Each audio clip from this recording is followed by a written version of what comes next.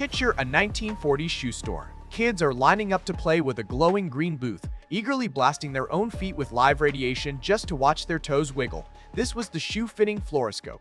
Beneath that wooden exterior sat a live medical-grade X-ray tube pointed straight up. The only shield for a child's foot was a single millimeter of aluminum. A standard 20-second glance into the viewport delivered the equivalent of 1,000 modern chest X-rays directly into their growing bones, and the danger wasn't contained to the box. Invisible scatter radiation leaked out in every direction, bombarding parents and bystanders up to 10 feet away. But the true victims weren't the customers. It was the salespeople who operated these unshielded machines dozens of times a day. Many developed severe radiation burns on their hands and legs from constant occupational exposure. Scientists raised massive red flags by the late 1940s.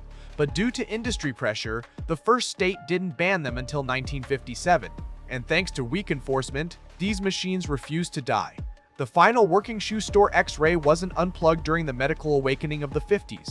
It was discovered still running in a West Virginia department store in 1981, the era of MTV.